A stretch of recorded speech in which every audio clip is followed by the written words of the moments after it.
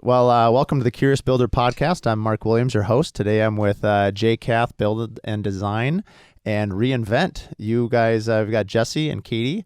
Welcome to the show, you guys. Thanks for having us. Thank you. Well, we have obviously been in the Minneapolis area together for a while now, but probably only recently been drawn together by some mutual friends. And now we're going to start spending some more time together. So I'm sorry for being your friend, because once you get a hold of me as your friend, it's really hard to shake me loose. I'm very persistent. So that's all right. We're here for it.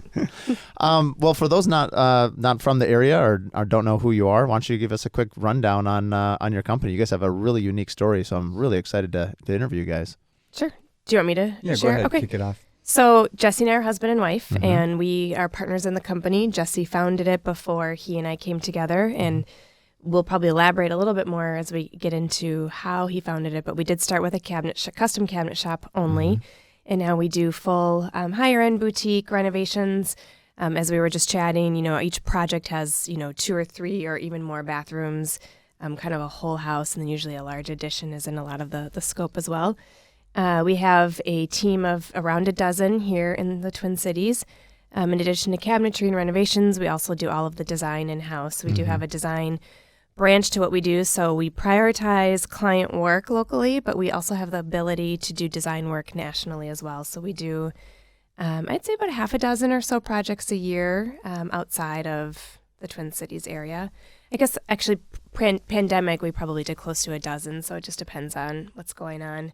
There's a little bit more work virtually at that time than there was, especially in 2020, than there was face-to-face. Would most of that be, because we'll talk about this in a minute, where you guys are launching your vanity lines, which is really exciting. But so going back to what you were saying about maybe 12 projects outstate, was it design work only, or was it the cabinetry in the shop that you would send out, or what do you mean by that you would do stuff outstate? Design only. Okay. So then the clients are hiring a general contractor in their area to execute the designs that we put together for them. Okay. Nice. Very interesting. And how would most of these people are finding you on Instagram, on your blog, or Instagram? 100%. Isn't that amazing? Yeah, it's crazy. Yeah, we've talked a little bit about this offline when Jesse and I were together a couple of weeks ago. We obviously don't have nearly the profile that you guys do, and we do mostly new constructions, kind of in the $1.5 to $5 million range, and we'll do maybe 3 to 7 remodels. But I don't think I've gotten a single inquiry off of Instagram. So anyone listening right now, if you want to be the first, we'll offer a $1,000 discount. No, but so how long has that been a thing? Because obviously Instagram hasn't been around that long, and your business is exploding with inquiries. I think you mentioned the other day that the majority of your work now is coming from that avenue. Is that right? Yeah, I think I mentioned that to you. It used to be where it was people starting out a family. They were younger. They weren't really our demographic. And they would call, and they were super excited about a project, and they just didn't understand budget. I probably shouldn't say. I used to call them the Britneys, because it was like the younger girls, like the younger generation. Sure. And they would call us, and it just never was a fit. And then I took a call one day on a Sunday, and this was probably 6 years ago. Yeah. And that was the very first large project that came from Instagram. And I feel like since then, it's really had a lot of legs from the work that she puts in on it. And that's a full-time job in and of itself, managing your Instagram and dealing with, she's engaged with a design only right now, potentially prospect for building. She's been answering this person's DMs for years, just as a courtesy. Right. And now they're looking to hire us to do design first and then build. Yeah. It would be a larger scale renovation. But yeah, the sales cycle is so long with what we all do. I mean, probably longer for you than it is on the renovation side. So it happened overnight. I mean, it didn't feel like it was happening overnight, but those first 2 or 3 years you put into your digital marketing strategy, it just happened overnight. All of a sudden, it was slow and steady. But back on Instagram, when it was slow and steady, there were other instant gratification moments happening. I mean, you would wake up to 500 new followers, or Room and Board regrammed your image, or Rejuvenation, or Pottery Barn, or some of the brands that you're tagging were paying attention to you. Where nowadays, it's not as easy. You don't wake up with 500 new followers. I think, we laugh a lot because I wake up and we've lost 100 followers. Right. Do you think that was pandemic driven though? No, this is pre when we're kind of ramping up a digital marketing strategy, but remaining consistent is always key, and I think it still is. And then when I say it happened overnight, it didn't happen overnight, but it feels like all of a sudden we woke up, we call it a January 1, and all of our inquiries that had been following us for so long, it was like we trained them, right? Hitting. Mm-hmm. Yeah, they started hitting. We trained them with consistent marketing, messaging, an aesthetic, a tone of voice, a behind the scenes, just a little bit of, just enough of a sneak peek into your family. I know some people are very successful doing a very large peek behind the curtain. I think we're a little bit more modest in how we do that. Our kids are also teenagers, and they're in the very awkward stage. So it's like, I'm like, well, we could probably. I don't know how many projects they're selling for us right now on Instagram. But talking about having to be honest, though, you go to a job site on a Monday morning, and people are like, "How was your weekend?" and or where were you on Friday? Right. You can't really tell. You have to be honest with what you were doing up to the second, because she's probably posted about it. Right. Yeah, especially for you. If she's managing it, you're not sure what she posted or didn't. Yeah. Better be nice. Just one more reason. Well, I think is it safe to say that you get a lot of energy when you had mentioned like you get a milestone or like, RH repost something and there is a thrill of a sale. Like I know, obviously, I mean, we're all in sales, but however that sale is, you get some, I know like if someone does something neat, whether it's Instagram or it's a call or referral, you get kind of this energy. How does that energy transfer into your craft? Because just your day-to-days are operating the team in the field, operating the cabinet shop, and we'll talk a little bit about, I think it's really neat that you guys have your own cabinet shop. That's where you started, and I'd love to understand the dynamic there. But how do you take that energy that you're receiving maybe from across the United States into a local market like Minneapolis? How do you use that energy to, fuel, your business? The vanity line would be one of them, right? I mean, I think that kind of like our teenagers, they get that instant gratification from being on social media, whatever it is. I think it is somewhat of a pat on the back when you do get that feedback. And it does inspire you. Sometimes you get frustrated in this business, and there's some clients that aren't very appreciative, and then there's a whole handful of them that are. And the people that are reaching out that have followed you a long time, it's basically telling you that they've done their due diligence, they've kick the tires, and they trust you. And that follow-ship, if you may, like that allows people to get to know you a little bit without actually getting to know you. We're in situations now where we're hardly ever bidding against others who are getting 3 other bids. Those days maybe because of the industry are also gone, but that's helped us. They know your story. They've seen the work you do.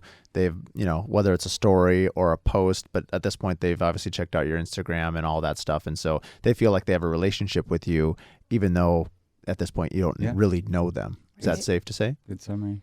Yeah. And I think, it's justifying the investment as well. I mean, it's roughly 6 a.m. every morning. I do my Instagram post. I don't schedule it. It is in real time. I do the captions in real time. This weekend, I republished an old blog on 7 meals when you don't have a kitchen. And there is no doubt on a Sunday afternoon when I'm putting together the Canva slides to load into Instagram and grab the links and do all the pretty images, where I don't ask, why am I doing this on a Sunday? Other people are taking their Sundays off or watching the football game or doing yard work or going for a walk. Now I'm finding time to do all of those things as well. But I also understand that consistency, right? So when you get those small pings, it justifies the investment, and it does matter what meals. I guess it matters what meals we think people should cook when they don't have a kitchen. I mean, my DMs are full of comments on those slides right now. Thank you for sharing. This is such a great idea, and I'm going to give these a try. And so it's more than just the work, right? It's just sort of that lifestyle component that we're bringing to the table. And I know that that's one area that we just scratched the surface on. But right now, that's all we can do is scratch the surface, because I think then you become more of a media company of delivering additional content that would require almost a full-time person in-house or more, right? A team to manage. Well, a lot like what you're doing. I mean, this is a new arm for you, and it's effort. Yeah, and I mean, there's a lot of time involved. I mean, time is a resource that we all share equally, and what we do with it is obviously very important with family, business, all those things, and time allocation. Just to understand a little bit more about the cabinet shop, just because I grew up around woodworking. Right. My dad can build anything, very heavy, and it takes him a long time to do it, and he only does one-offs, and then he gives it away. But I have a great appreciation for woodworking. Tell me a little bit about your background, Jesse, as far as, how did the cabinet shop come about, and how did you start the company originally? Yeah. Don't let me lose track of that question, but I think it was pretty cool last week when we were together, 2 weeks ago when we were together, and you were telling me about how your dad built a good portion of Chaska. And we're doing a house 25 years old that it's potentially the case that your dad built it. Right. So that's funny. pretty cool. But he's the 10-year warranty and burn the plan type of guy. You mean my Yeah, dad? your dad. Oh, Yeah, absolutely. yeah. I used to remember he'd take back then it was nothing digital, right? You'd have those lawyer boxes where you'd have to keep all your files for 10 years. He'd go out, we had a big burn pit. He'd put a bunch of, he was a major pyro. I think I wonder if he became a pyro because of the files or if he was a pyro before the files. But anyway, he'd burn them all. Yeah, for sure he has no plans. But I could probably tell you what, he built a lot of homes that were very similar, so I could probably tell you where everything is. And also, if you were in the woodworking business, you tend to like bonfires. It's good fire starting material. I started in this business kind of a happenstance. I was in corporate. About 2000 is when I started in cabinetry. And I ran a higher-end custom cabinet shop in town that worked with higher-end builders. And I learned to be a builder from being around that type of work. So if you asked me to build something cheaply and quickly, I don't think I could do that. Yeah. I learned it from some of the big boys in town, and I appreciate that experience. And it was about 5 years. Well, we started the shop in 2010 in Shakopee in a smaller building. And then just through the years, it just grew our remodeling business, and remodeling became number one. Cabinet shop became a part of that. And I feel like about 5 years ago, we were frustrated with our direction because our shop couldn't keep up with our business, and our business couldn't sell a project without our cabinet shop. So I thought about selling it. But then when I thought about my passion, and my passion is the woodworking part of it and cabinetry, and that's one of our fortes and the thing that is most important to me in a project. And as a builder in around design, you know that that's a big portion of the project. It also can be a big portion of the cost as well. So we decided to keep on trucking with it, and we moved our shop this last year into a much bigger facility with newer equipment, and we have big plans to grow our remodeling business with more capacity with the cabinet shop. Right. I don't even think, though, at the time, this might have been more than 5 years ago, we understood the value of that shop because we weren't even going to sell it. We were going to close it, like just shut it down. Sell the equipment, and right. be done with that arm, and then just outsource all of our cabinetry. And I do remember we did. So this is before we had an office. I don't remember if we had an office yet, but for some reason we did a round of interviews at Caribou Coffee, and we set up with our coffee for like a half a day, and literally had people coming in every 45 minutes to sit down and interview. We're looking for a lead guy to run our shop, and at the time it was our last interview of the day, and I think we're closing the shop. Yeah, this is a line of dirt balls coming. Yeah, like where were they coming from? How did you even get these people? Treatment? No, they were they were actually your car ride out of the penitentiary. They're like, will you give me a ride to wherever I need to go? Craigslist. Okay. Yeah, because we were, we didn't use LinkedIn, or now we're using LinkedIn and Indeed, and I think more professional services to attract employees. But our last interview that came in, probably within 5 minutes, I think we were pretty close to offering him a job, and he was a great asset for our cabinet shop for the years to follow. Yeah. We now have a new generation of builders in our shop, which is exactly what we need for now, the new direction that we're headed, and very thankful that we hung on to it. Yeah. Well, that's an amazing story. I mean, it's you see different builders. I love the thing that's different about remodelers and builders, and really any business. I love that you can be in the same industry and run your business a different way and both be successful. I guess for myself, I build 4 homes a year. My dad was a builder for 30 years. He built 40 homes a year. Our revenue was about the same. It's just interesting. And so one of the things that we often comment on is there are some commonalities. And, I was mentioning this on the podcast the other day, like, whether you're selling water bottles, shoelaces, cabinets, I mean, there is some commonality between all business. And I think as fellow business owners, I think one of the most enjoyable thing is to just ask someone, like, I don't care what you're inventing or what you're selling. storytelling. I love to know about your business. I'm just curious about it. Do you find that you often will, it is nice to network with people in your own industry, but do you find yourself when you come across a business owner, just be like, hey, I've got a lot of questions for you. Do you find that that's helpful to you? I think one of my most memorable, or the thing I like the most about being in this business, to be honest, is to meet people like you or to talk to other people that are, in the same struggle sometimes. I was just with another couple of builders. I don't know if I should name them or not, but we just had a ton of fun, and we both find ourselves somewhat complaining about the bad things, but there's very few. But we look at each other and we both know that if it was that bad, if we didn't love it, we wouldn't be in it. And so we find the things to pick about it, but we love it, right? I think it's a little bit therapy, right? You're in a safe company. Good point. And so I think a little bit of it's like, I don't know enough about it, so not to minimize it, but I guess, I think when you're in a group and you're talking about something that's difficult, you're all there to share something that's difficult. You're being vulnerable. I think that you're right. You're hoping somebody could help you feel better about it, and usually it does help me, knowing that we're all kind of in the same boat in different aspects. And oftentimes I find that it's not even something that somebody says. It's the fact, you nailed it on the head, vulnerability. It's the fact that someone's like, yeah, this is hard. This is difficult. And I think then you need those super fans too. They can be relatives, they can be peers. We have some mutual friends, through building that are outstate. And, even like this podcast, all the people that have come out like, oh yeah, we'd love to come on. That's great. Who knows what it's going to become? That's not really the point. The point is you have all these super fans that that you have people that support you. And we were just mentioning this on a podcast recently that one of the best pieces of advice I've ever gotten in my career was ask for help.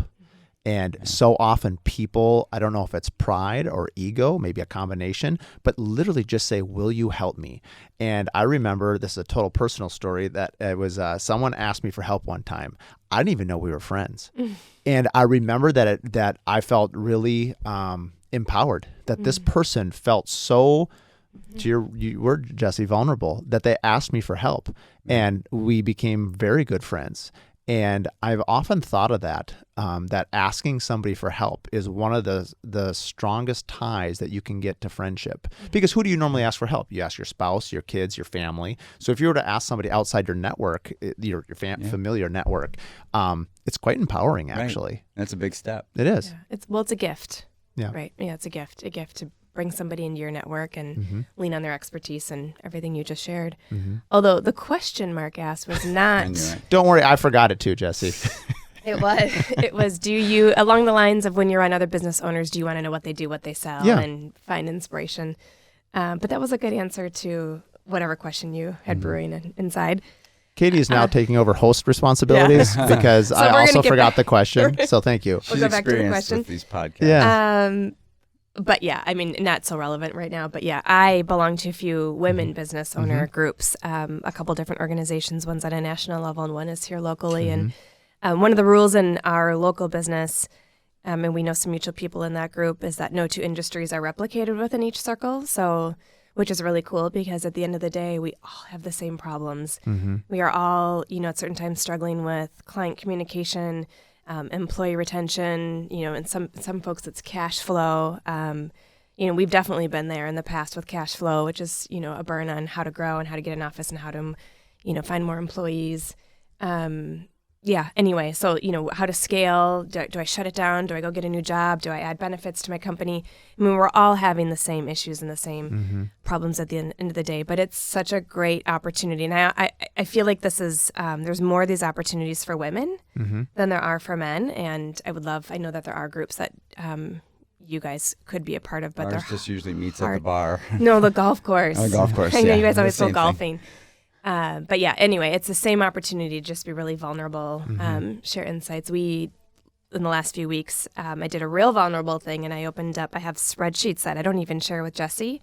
I would share them with you. It's just that he doesn't really ask to see them, but there are some very internal financial strategies that I do on how to just make decisions on the company. And so I shared them with my group and walked them through kind of an 18-month plan of how we were able to increase our cash flow runway and our burn rate and get to a point where decision-making on anything under a certain amount of dollars doesn't need to be a stressful decision. It's just you can do it in your sleep. You know that the cash is there. You can make those decisions, which gives you room to spend time on more stressful, kind of bigger decisions that are not in the day to day. The bigger levels. You mentioned your, you have a very interesting background, even leading up to, being a partner in this remodeling cabinet, everything business. How much of what you just shared was things that you learned at your previous employee, or have you developed it on your own? Or walk me through a little bit about what you just shared, because even for myself, like cash flow, structure of organization, that seems to be something that's constantly in discussion with, and it sounds like you kind of have created a blueprint. Is that something that, I guess, walk me through how you got there? Sure. So I came from the hospitality industry, so I owned a wine bar in Minneapolis for just under 10 years. And prior to that, I ran as a general manager. I went through college and did a few different things, and ended up had a love for the hospitality industry, and there's a lot of similarities to what we do. It's a fast-paced environment. It's a lot of people management. Anyhow, there's a lot of similarities, but in the hospitality industry, I couldn't tell you today's numbers, but back when I was running the bar in Uptown, it was a 5% margin, and when I had my own business. So if you have a table for two, the average table is $100. If you think about everything that goes into the $100, your staff, your insurance, your rent, your food cost, your liquor cost, at the end of the day, as the owner, you get to leave with $5. That seems very low. It's so low. Which wow, is why, I thought we had it low in building and remodeling. It's so low. Which is why there's no room for error. You need volume to cover your error. If your bartenders are drinking all night or giving away free tabs, there was just a practice where you'd say to each bartender, you each have a $100 free bar tab, because you knew they were going to do it, but at least you could control it and say, I know that I'm going to give away $300 worth of alcohol tonight, but I'm not going to, again, it's just that threshold of what can you write off. Was that, out of curiosity, just because I know that industry well enough, was that a way to get more client, like, hey, this is a good client, I'm going to treat their friends, or was it more just like, woohoo? Both. Yeah, but you're right. Yeah, it's partially they would attract their friends to come in because their friends knew they could drink for free. But if you had 12 people sitting at your bar drinking for free, that's a problem. It is, but it also kept people in the building longer rather than having an empty bar, and it just felt like there was no ambiance. Yeah, we should just let our people start drinking for free. Drinking in cabinet shop bandsaws doesn't sound like a good a good combination. No, that'd be a very interesting jigsaw puzzle though for my kids. So okay, so that was too long of a backstory. No, it's interesting. The owners at the time. And I don't know if this is a bigger principle or if this is just their own, but I've adopted it. It was a declining checkbook. So we would take whatever cash flow I felt we had available for that week. So on the restaurant level, it was week to week. Now we're a little bit more month or quarterly budgeting. We would say if we had called $10,000 to spend in a week, it didn't matter how many reservations we had coming. Nothing mattered other than you can only spend $10,000. And so I would divvy that up into the different purchasing departments, back of house, the bar, the wine, and it was just purchasing for food and alcohol. It didn't include labor and some of the other items. And often the kitchen would say, well, that's not enough. We have 300 people coming in between Thursday and Saturday, and we need, we're going to need at least 8,000, not 5,000. And I just had to remain very firm. It doesn't matter. You have to figure it out, which means if you go in a restaurant on a Sunday and there's a lot of pasta on the special menu, well, pasta's the cheapest food cost. So then you would just rewrite your specials based on what you could bring in. There's also a lot of seafood on Sundays because we're getting rid of the Friday and Saturday inventory that didn't sell.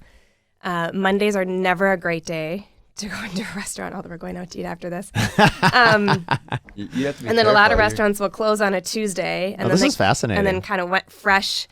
Well, right, when the pandemic hit back in 2020, I was like, the very early days, I think, before we knew what it was, I would always look around and say, why are we worried about this? We need to be worried about where we're going to eat. Right. Who's in charge of the menu? When they turned over their food last, did they sell out? Are they busy enough to sustain the inventory that they have?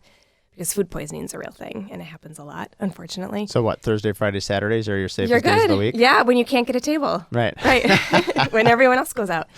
But anyway, so there's a lot more to that declining checkbook, but it's a way to preserve cash flow and sort of just changing your behavior of spending. And so we do that internally. And, with that, we've been really mindful in the last 18 months of, again, just changing our cash flow runway and, treating our new zero looks like a different number than zero now, right? I mean, we just have a number zero. And when we approach that new number, Yep. we get nervous. Yeah. And then we make changes. Kind of like a safety net or a trapeze deal. I kind of have the same thing when we do a weekly report. We're switching right now from a cash basis accounting to accrual, which is way overdue.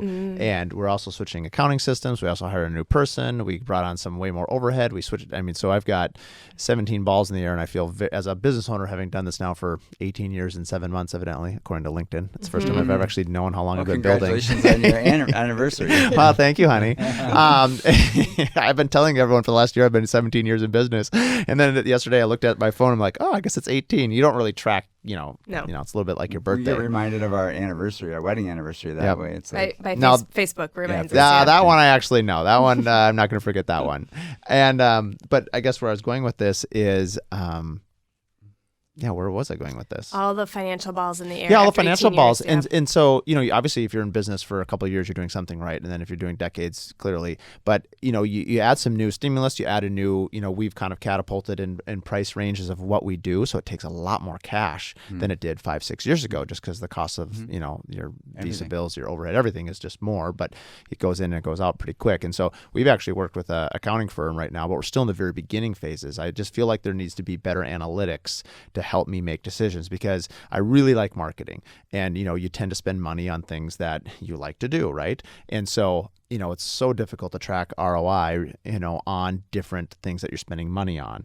And, some are only digital, and some are like, I think, Morgan, for instance, from Construction to Style, I think she said she only does stuff that's digital because she can track it better, and that's her belief. And so, we have a mix of print, we have a mix of all these different avenues, and it's like, well, it's hard to know which one is the best investment. And I like what you shared, essentially, here's the dollar, here's the budget. I mean, treat it like a corporation, where I tend to be a pretty impassionate individual. If I hear a good idea, I put the checkbook aside. I'm like, that's a great idea. I don't know how I'm going to do it, but I want to do it. And there's pros and cons to that. I mean, I do a lot of things. Some of them fail, some of them are great, but I probably need to do a better job of staying on my own budget. How do you navigate your own marketing budget? I mean, are you pretty good at staying in your lane? So we're a terrible case study on a marketing budget because we don't really have one. Yeah. So when we just recently moved into our new office, but our office it was probably 2.0. 1.0 was our living room. 2.0 was where we just left in Highland Park. And it was a bigger investment for the space that we had. So we knew it would probably work for a few years. It allowed us to make additional decisions, such as bringing on a few more employees, a place to store a lot of our client things that we're now taking over our home. But that was marketing for us because it was a street level, cute little shop, storefront rather, in a very prominent place where there's a lot of foot traffic. We didn't feel that we had a lot of competition in the area. So that hit our marketing budget. And so I had an X amount for rent. And I said, well, we're going to have to pull half of this out and put it into marketing. Honestly, though, other than that, we have not ever done any print advertising. What was your thought? Because you're a very good marketer, in my opinion, just from what I see. So your marketing is working on me, if nobody else, although I probably won't, have you remodel my own home, but maybe I will, because your cabinetry is outstanding. Why not print? So we've been, and it will probably come to an end, but we've been very fortunate in having a lot of our work published within local magazines. So Gotcha. That advertising speaks volumes. You're getting multiple pages. You're getting a very high-touch article written on your work and your team. And a few things have gone national for publication, which our clients are involved. When you say national, just in a like the Kitchen and Bath magazine, which is a national print magazine. And then with the occasional tours, so we're bringing people in that way through Pray to Homes. We've done a few other tours in the past, although we have lost a little bit of steam on the tours, I think, because we've just been so busy. Right. The idea of carving out time, we just haven't had the bandwidth, but it's definitely on my radar for 2023 to think about. And I'll be quite honest, our client work, while it's been some of our favorite work we've ever done in the last year, it's sort of a hard finish line. It's been a really challenging finish line. So it's really hard to even kind of go back and say, can I stage and shoot your house for my Instagram and website portfolio, much less now can I take your house back over for a full weekend? The ask used to be a lot easier. And we used to always be in a situation where we could give something, and we still can, but we could say, hey, you took out the cabinetry in your mudroom. Why don't we throw it back in in exchange for the tour? Yeah. I feel like we are eating so many more expenses right now that it's hard for us to find the creative solution to doing a tour. It's like whether the clients know about it or not, it's like, my goodness, we're absorbing, right? Don't you feel like we're absorbing a lot of costs just with... We were set up to do the one in Edina for the dream home for the remodeling tour when 2000, whatever, 19. It was 20, right yeah. before they canceled it because of COVID. So we had really went the extra mile to provide a few extra things for that tour. And it just didn't turn out. But obviously we were at Dream Home in 2020, which was the beginning of the pandemic. We were the first to not have a few appliances, and I thought, this is ridiculous and embarrassing. Right. We should back out. But it was the beginning of the norm, right? But that also, like you said, did get us some... Yeah, we're work. still, right? I mean, the house that didn't hit the remodeler tour in 2020 because they canceled it just one weekend, I think, before, because the remodeler tour was that last weekend. I had a house during the parade. We made the first 2 weekends, and they had, I think it was the third weekend, it was elective. And I think it's so funny to think about some of the decisions you make 3 years in hindsight, right? Because you don't know what you don't know. And I was like, everyone else shut down. I'm like, I'm going to be open. We got so much traffic. It was crazy because I was the only game in town. Right. Nobody wanted to go. I mean, you can, well, anyway, that's a whole other discussion. That's a political topic that this podcast will not cover. Right. But anyway, it was fascinating. But then obviously it shut down. So I didn't even think about the last weekend. It was gone. Yes, we never. You never got it. Yeah, we never able to showcase. But we still, I mean, I just had a new inquiry reach out, and they have the exact same home footprint in a different neighborhood, and we've been following it was our Drew Avenue project, and they said, we basically want you to repeat. Right. Now the downside was, I think their budget was not enough. I don't know. Yeah. Maybe 200,000. Yeah, I do a lot of parades. I mean, I haven't count the number, but I bet I've done 30 or 40. We did 5 in 1 year one time. And that's your marketing strategy, right? It was. I mean, we probably get 70%. It's hard because people, we have a parade going on right now, and we have the Dream Home, and it's been great because a lot of the normal competitors are not out this year. It's a lot of it's timing, as you know, and also the strata of the home that we have. I just feel like in this particular year, we're very well set up to be kind of, the apex predator, if you will. And so it's been a phenomenal tour. But I won't actually know how good this tour is for a couple of years. Right. And people ask me all the time the sales cycle. And, I think you guys could speak to this a little bit. You probably have more repeat clients than I would. I think at the end of my career, I could answer this question. Maybe I'll have a handful. But I mean, it's pretty rare that someone would build multiple, multi-million-dollar homes in their lifetime, unless you build for when they're young. We have one couple now that we built for about 5 years ago, and I would suspect in about 5 years they'll, a big part of our clientele is empty nesters, and so they'll downsize, right? And then we'll be there, for that. But it's kind of interesting. You build this amazing relationship. You work with people sometimes for years. Forget the sales cycle. I mean, I've had some that are as long as 7 or 8 years, and then to have it like one time and done. It's an interesting industry because usually when you put that much time into something, you'd think you would have this relationship that you're selling a widget or XYZ, and you could do multiple. Do you find that in remodeling, and especially maybe with this new vanity launch, that you're hoping to capitalize on a more repeat clients? So right now, all of our clients are from Instagram. I could be wrong about maybe 1 or 2, but a quick scan in my brain, I think all of our current work is Instagram. In 2020 and early 2021, every single client was a repeat client. So I think it's just a cycle. Yeah. But when I say repeat, we're going into the same home and doing a different scope. So can you think of any client that sold a house and hired us? Yeah, there's been 1 or 2. They moved from the creek. Oh, yeah. Yep. Our Arden Avenue project. You're right. We did some work in their first home and then they moved. But I would say that we suspect a lot because our clients are young. So, and if they're taking on such major renovations at a young age, they're not done. Agreed. Well, that's interesting. So most of them, so just be curious, your analytics, I would say 70% of my analytics on Instagram are women and 30% are men. And I think my demographic range is probably like 25 to 45. Same? Is that the same ratio to women to men too? I feel like we're like 65 women, but it's around there. So super close. Yeah. Interesting. Yeah. Yeah. And they're young. Definitely young. And probably, I always say I am my client. I'm so young. Speaking of which, isn't it somebody's birthday? Yes. I set myself up for that, didn't I? Birthday. Happy birthday. Thanks. Older than I look, I would say probably.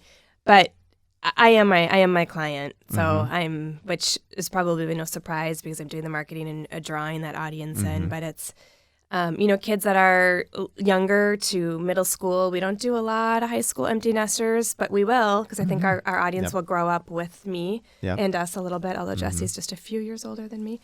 But yeah, so, and, we built our home a couple years ago, and I don't know if we'll do it again if we're done. I can't say for sure this is our forever home. But again, with what we do for a living, it's probably...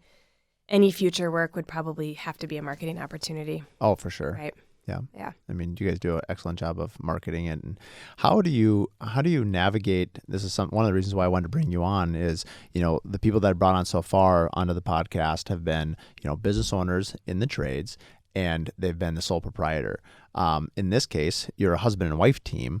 I'm very curious to see how does the dynamic work. You have a business partner as well. I know partnerships can be difficult, even if it's, just two business partners. But how do you navigate, husband and wife while also managing like you're both business partners as well? Jesse and I talked a little bit about this, but just kind of curious, how do you guys navigate those waters? Go ahead. It can be exhausting sometimes. I think, I'll probably let you answer the majority of this, but what I've been trying to do lately is when it's an off hour, which is hard for me, I don't have a lot of off hours, try not to bring it up.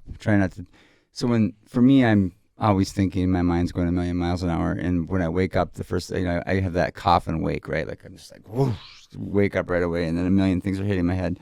So instead of like rolling over and asking Katie a bunch of questions, I'll at least wait until she gets out of the shower. Right. So courteous.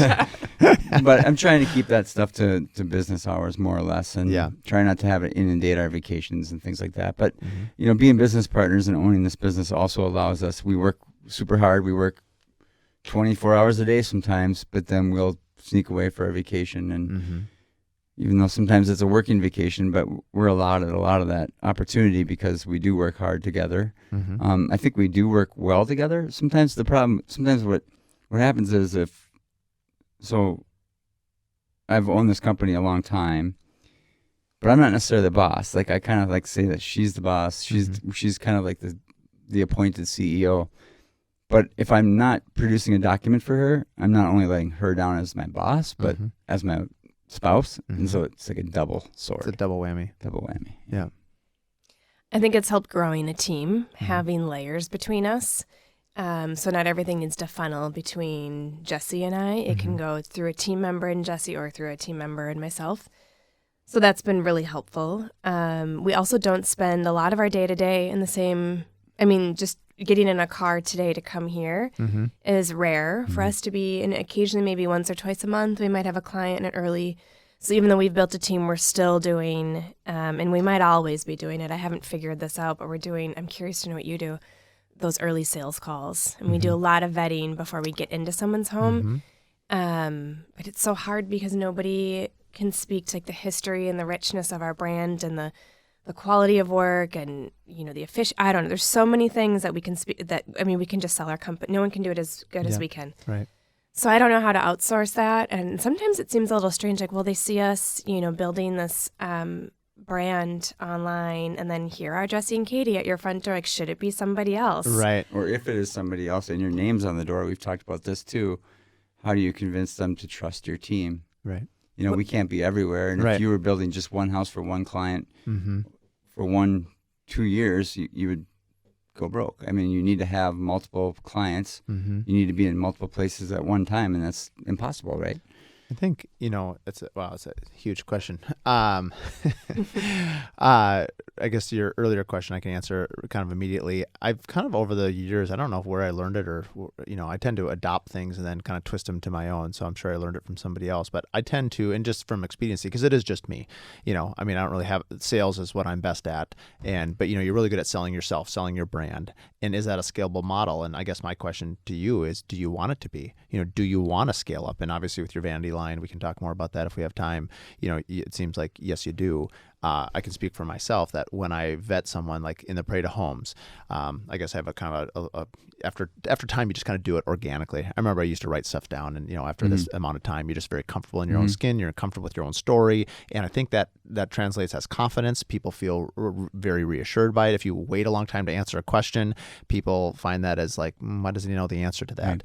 And doesn't mean your fast answers are always right. I've learned that the hard way. But in the parade, you'll have, let's say, 40 to 60 people wandering in your house, and you've had parade events where they're quite busy, especially on the remodel showcase weekend. We had one where we had 1,200 people in 3 days. I mean, it was a madhouse, and it was awesome. I mean, literally, you have about 30 seconds at most to qualify if this person's a real client or not. And kind of my go-to line was, hi, Katie, welcome to our home. I'd really like to give you the time that you deserve. Is there a time that we can set up in the next week or two where we can spend time and talk about your project? And that's it. It took me 4 or 5 seconds to say that line, give you my card. I used to always try to get their contact info, but in today's world, nobody wants to give it, and it seems very forced. So, we're talking about capturing that in different ways, but that's kind of how I handle the parade. And then as far as actual phone calls, but if someone will call off our website and say, we'd like to have you come over. I used to chase anything and everything forever. And obviously, I still remember I started in 2004. So I remember 9, 10, 11, 12. I mean, we would do anything. You want me to hang a blind? Yeah. Yes. Dogs on your lap and women breastfeeding in front of you. I one time had a black suit on, different career, and the lady had 5 white cats. I walked out of that house. My suit looked like Colonel Sanders, and it was white as can be. Nice? I used to sell copiers out of college. It was awesome. I learned a lot about cold calling and just presentation. But anyway, I sat down on this. Her name was probably Dolores, and she sounds like someone who would have a lot of cats. Anyway, 5 white cats. I came out. I remember I went to the hardware store. I got a roll of duct tape. I rolled the duct tape around my arm, and I started going like this all over my black suit. It was just nasty. Anyway, I digress. So I'll now have a phone call with somebody, and I always say, I'd like to have a 10-minute phone call with you before we set up a meeting. So I'll call you, Katie, and I'll say, hey, Katie, tell me a little bit about your project. And I don't really have a plan of what I'm listening for, but you can kind of, Brad Levitt always says this at AFT Construction, kind of get to the point pretty quick, because it's not that I don't want to talk about price and I don't want to be presumptuous about anything, but I also want to make sure that we mutually don't want to waste each other's times. And I think at the price point that we're at, people respect that. And so I just think, what do you, or it's nice if you have a parade home. This home was X number of dollars. How does that seem to you? Oh, well, that's much more than I want. Okay, well, are you thinking a smaller home? About the same size. I immediately know that that's not going to work. It's not possible to do this home at the price that they're. So a few of those qualifying questions, the hard ones are when they're, they seem like they might be a good opportunity. And I'm terrible at saying no, because at the end of the day, if they're really nice, I'm a sucker for nice people. Because we work in such a difficult industry. If you get nice people, you're just like, I just want to work with you. Right. And on the flip side, the ones that you don't want to work with, they're pretty, you have to follow your gut, right? Yes. And we could, back to your question about scaling, I think that we could probably have doubled our revenue this year, but we wouldn't have executed appropriately or in the right time frame. Yeah. And really, when I go to work every day, the last thing I think about is money, actually. I think about just trying to satisfy my clients and get done and finish a project and feel good about the next one. And it kind of sucks, really. I mean, because we haven't been able to get there in a timely manner just because of everything going on. I heard something today that is very profound. It was that we should not be interested in customer service. We should be interested in customer experience. I thought that was a really interesting play on words, a little bit what you were just talking about. We would love to, back when, I don't know if you were like this, but when you built one home at a time, or man, you could laser it. I know I won big jobs early on in my career, because I was young, and you get someone who was old and I remember when I was young, someone gave me a chance, and they want to captivate on that youth. And they're like, you know what? I know you don't know all the things that maybe this other builder knows, but I know you're really energetic. I trust you. I like you. I'm going to give you this shot. Oh, we won a lot of jobs that way. Maybe we still do. I don't know. I think I've used that one up, though. You're not young anymore. A little bit more of a gray beard now. Yeah, now you're wise. Now I'm expensive. Yeah, now you're wise and expensive. That's funny. And so, yeah, anyway, so but you could give them that experience because it was just you. It doesn't make it better or worse process. But anyway, because that's how I developed the business. I'm used to that. And now I'm at a crossroad personally where it's like, I have to take a step back to make the company grow. And I have to ask myself a serious question. Do I want to do it? Right. And it's okay to say no. We work with a consultant and he actually says is like, you go through financials and you go through everything. And he's like, I'm at a war with myself. There's a part of me that wants to do this style of home. In order to do that style of home, I have to have this kind of a team to do that because I can't do that. But what this is over here. It's a good lifestyle. It's still a good life, and so it's hard sometimes when you follow your love of like the craft and that doesn't always follow business. So. Yeah, we're having a little bit of a change in business in our next round of projects we're starting October, November, December, and now in January are much more modest, quicker turnaround. And I wonder, is that a product of us feeling not big additions. A little exhausted on just the the big projects that won't ever come to an end, and not for lack of trying. It's just the same industry battles that everyone else is having. But yeah, so it'll be interesting. It would be in a perfect world we'd have a good blend, right? A few smaller and a few larger, but we're entering a handful of very, I wouldn't say small, but modest projects. Are still meeting our project minimum and then some. And they always grow, right? There's always scope lead once you get going. But how have people reacted? I think, and correct me if I'm wrong, but isn't it on your intake form online that you'll get back to them if they're a good fit for you? So we changed. We hired a copywriter when we redid our website earlier. It might have been earlier this year or late last year. I can't remember. And we changed our language to apply to partner with us, which I love. And it has definitely reduced the amount of inquiries. I think it's just the process, though. I mean, we might have, call it 10 or 12 intake questions. There's a series of places to add an attachment. There's a budget question. So we have a few different drop downs. So it's a little bit like that pre-qualifying phone call that I would have. How has the public responded to that? Because I love it as a business owner. Do you feel like if someone got offended at it, they weren't really your client anyway? Or did you have a hard time with that statement? No, it couldn't come out fast enough, I think. I was spending so much. Tell me how you really feel. I was just spending so much time vetting. Yeah. And we used to run around all the time. And not all that long ago, I would say. I remember when we lost a lot of work in 2020 for just a very short amount of time. A lot of our contracts canceled just because we didn't know what was happening. We hustled. We had people already in the pipeline, and we ran out to so many different client houses, and we were a little bit nervous and panicking. But even prior to the pandemic, we were going in a dozen or more client homes a month. It was all, wouldn't you say, Jesse? All the time. Not that many, but it felt like it was a lot. And now we do maybe 2 or 3 projects a month we'll go into, and a lot of that's just been from changing. But you've already Zoomed with them. You've set the expectations, the budget. Prior to the refresh of our website, we had a similar form that we had rolled out about 3 years ago, but it was just a little less formal. So yeah, it's just trying to get to our right client. We haven't had a phone number published on our website in years, so you can't call anyone. They still know where to find me, it seems. I think if you Google, I know your number is still published somewhere. Minneapolis socialite. No, yeah. So yeah, have we lost maybe a few key clients potentially? But I think as we're honing in on our client being that Instagram audience, they don't want to talk on the phone anyway. Right. So I think our bigger pain point is DMs on Instagram. And so it's been really helpful then to just respond and say, and I'll just attach the link to that apply to partner with us in a DM, and I'll say, please enter your inquiry. Do you respond to every single DM, or do I think it gets most. I would say 9 out of 10. There are some people that will go on. I think it's a lot of fishing, right? Okay, now what color was that cabinet, and can you send me the link for that hardware? And every once in a while, I don't know why. I guess I just feel generous, and so I am sharing the links, and I will be very transparent. And then there have been a few clients that have said, and I think I don't always realize it's the same person I'm sharing that information with because I'm not always going through the history of the DM. But I've had 2 people recently have shared a finished space, and they've said, here you go. You helped me build the space. You answered all of my DMs. Wow. So part of me is like, well, wow, I did that for free. Yeah, send me a check. Well, especially now that you're entering, or you have been in that design world for a while. That's we have a couple homes on our website. There was a well-known blogger that was on Pinterest that posted, must have been somewhere in Georgia. I forget what our normal, nothing like you guys get, but it was like, I don't know the number, 12,000, 15. It was like 20,000 clicks on our website in like a week. And we normally get like 100. And it was like this was like 6 years ago.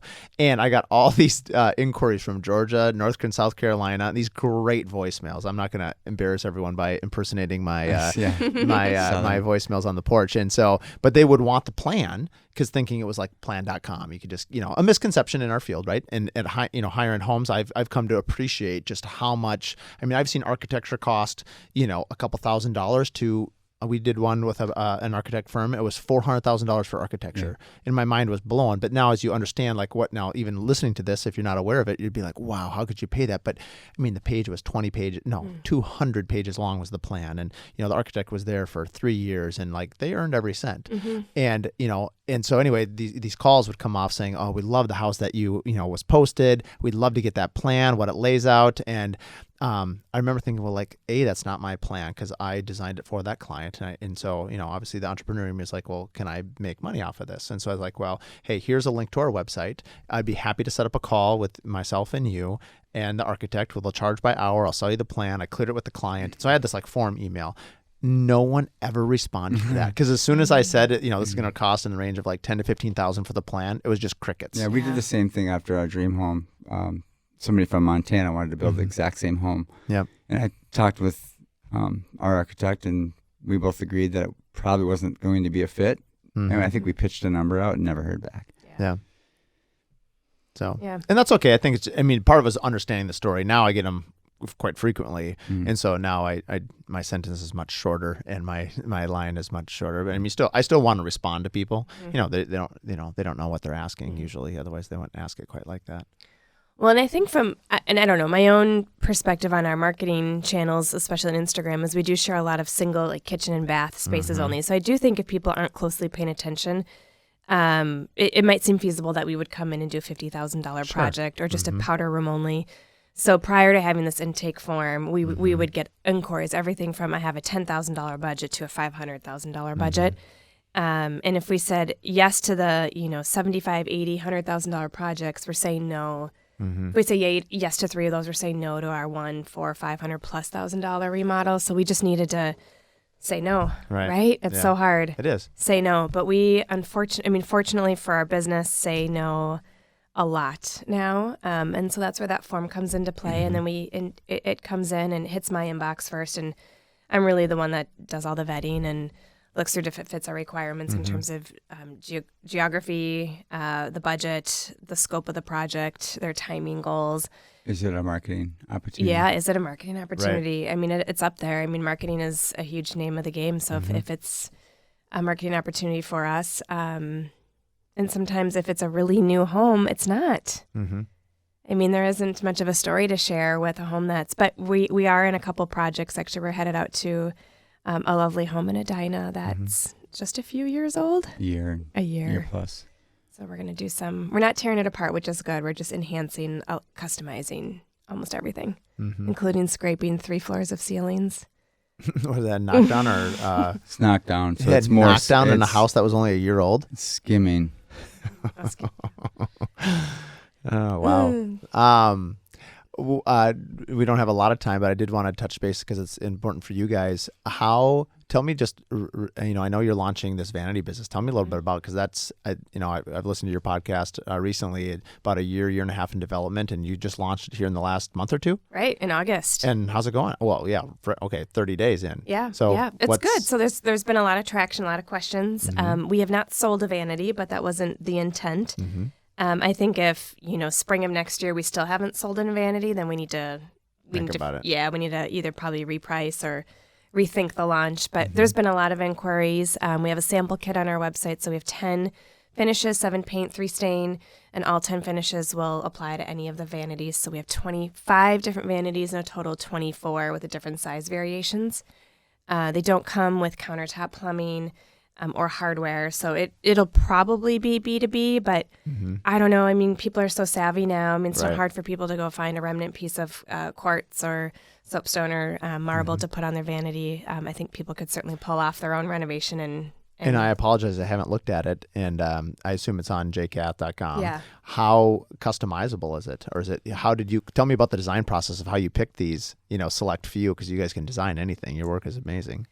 So it started with what we had finished install images of that we felt confident with. So we, and a few of them we had just finished this summer, which is why the launch took a little bit longer because that project was supposed to finish earlier. Yep. So, and we designed a couple of those vanities in mind with how could we make these repeatable. Wouldn't you say? And then and they're not, they don't attach to the wall, so they can be a right or a left, more or less. You could still attach them to the wall if you wanted to, which a lot of bathrooms set up that way.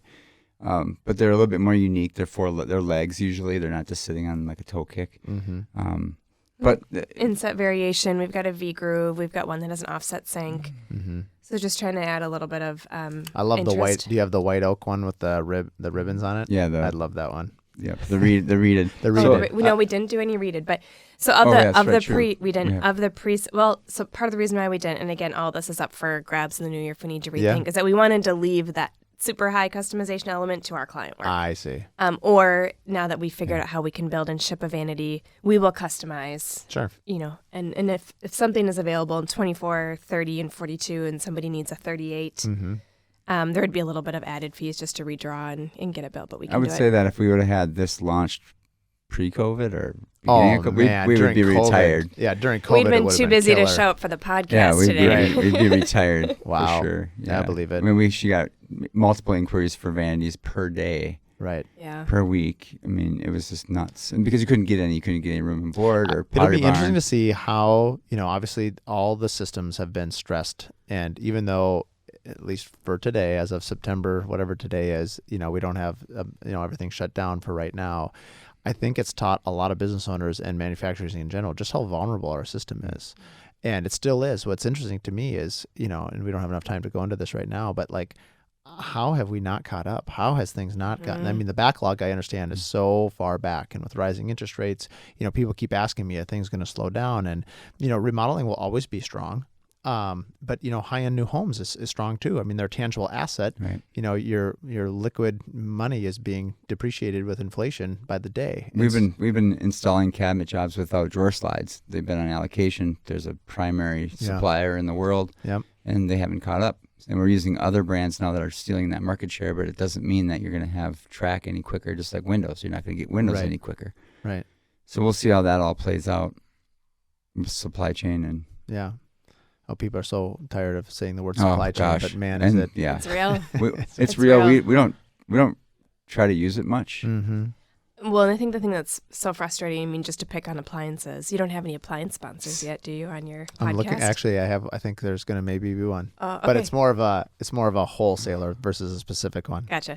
I won't name any specific brands. But we just installed a whole appliance package, and basically it's all getting rebuilt in place because half the parts are not even inside. No way.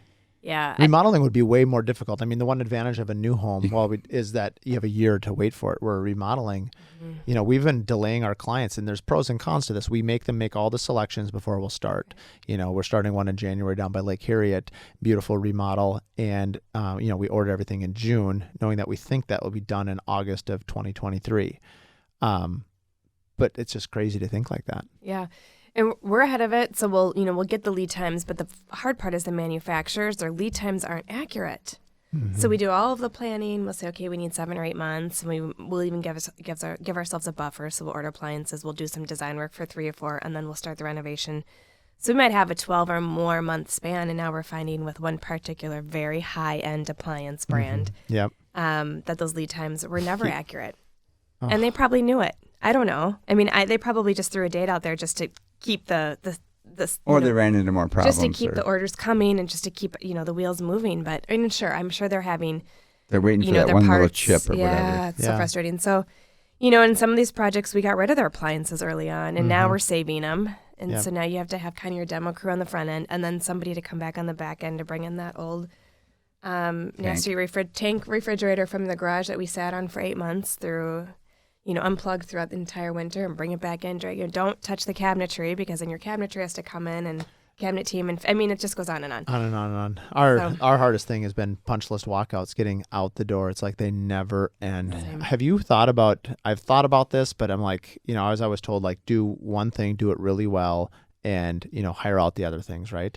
And, there's only so far you can go with that. And I appreciate people that wanted multiple brand things, but it takes a lot to manage. We were just talking about time allocation. Have you thought about doing warranty or having like a full-time service person in-house that does everything? And if so, like, for instance, this was an idea that one of my PMs brought up. He said, rather than spending, let's say you spend $75,000 to $100,000 on marketing, let's just say that's what your number is, hire a handyman. That is hard to find anyway, but let's just say you can, and you trust them and they represent your brand and all this. You buy a Sprinter van, let's call it $100,000, maybe more for everything that's in there. That's your marketing budget for, let's say, 2 years. But that person, you do no marketing, and that person basically serves your clients to the best of their ability. And it's that word of mouth that is just like, man, Mark Williams is there all the time. Do you think that's actually a wise move? I still think you still have to operate that as a whole nother business. If it's not profitable, why do it? Anyway, what's your thoughts on having a full-time warranty person? It's really hard, right? Because you could do 95% of the job awesome, and then the last 5%, you just like literally don't have the manpower or the time, and you're spread thin, and you're trying to make countertop measures on other projects, etc. And it does take a special kind of person to be able to do a lot of that and do it well. We've tried some outside companies and it just never works out. Right. So I don't know. I don't know the answer. Yeah, I don't know. But I mean, this is a question I think I'm going to keep on asking, because I'd be curious to know what what some of the bigger fish. I don't know. Maybe I'll just retire and just be punch list guy for everybody. Just shut my brain down and just that's your dream. Start smoking. Maybe. I mean, ultimately, some of my PMs who are very talented, I mean, I'll catch them in the field and they'll just be doing the work. And I honestly can't get any of my subs. Right. And we have great subs, so I'm not throwing the subs into the bus. Right. I mean, these guys are being asked to do so much. Right. And it's the client says, hey, that screw is falling out. And like, oh man, have them come I'll go take care of it. But now my PMs are acting like a service guy. Same. And then now they're not failing, but they can't, they don't have the time. Right. And this is a whole another podcast about leadership and what our role is in it, of how to lead, how to lead out of this. And, when you start your company, or at least when I started mine, I never thought of myself as like, I'm going to be a leader and get, 300 people to follow me. I mean, that's not how you start a business, or at least not me. And so it's like, now as you're in this leadership role, and I've heard you talk about it, Brad and other people that you look up to and that you network with, and you're like, it is something that you need to develop as a skill. It's no different than building a cabinet, or building, it's building your business and building your brand. And so anyway, she always says delegate to elevate. Yeah. And setting expectations early. I think potential clients look at us with their eyes wide open, but we were just in a project a couple weeks ago, or days maybe, and I'm very honest. I tell them we're going to make mistakes and we're going to have hard conversations. And when we do have the conversation, we hope it looks like this, or hope we can help troubleshoot with how we're using our cloud-based software and how we're just the communication piece. Yeah. To try to set ourselves apart. But I would rather just tell people ahead of time, before they sign a contract, we're going to have hard conversations. This is a hard job. This is a really big job. You're hiring us to do probably a transaction greater than when you purchase the home. And for most of our clients, it's probably the most amount of money. A lot of them are spending more than what they did on the house. This is the biggest financial investment they've made in their entire life. I'm sure that it's your case with every client. And part of that conversation should probably shift to, what does punch list look like? We're not done on delivery day. We might be with you for weeks, 3 months. It could be 6 months if we're waiting for certain parts to come in, or a light fixture that was back ordered that we couldn't reselect. We're going to be around nowadays a lot longer than we've ever. Do you find that your clientele, like, I know there's, future value financing, a lot of our bigger remodels are that way.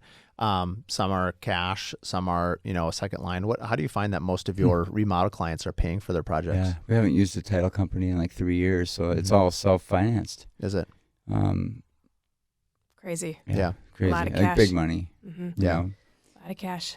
And that might be where they're taking it out of their retirement, or they're borrowing against themselves, or they're doing the cash out refi or whatever. Now with the interest rates changing, who knows? But I feel like a lot of people were probably doing that cash out refi thing and having a pile of whatever it might be. I see a big mix. I mean, I was just curious. You guys do a lot more volume than I do.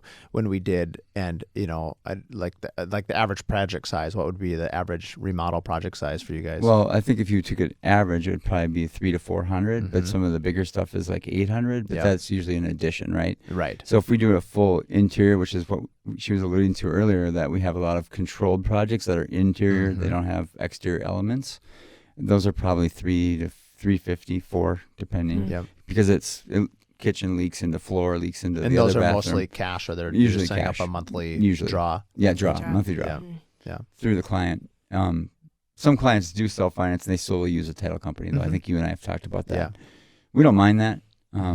It helps us. It helps keep the system, but Katie's got that part of it down pretty well, and we use our software to communicate the bills due and things.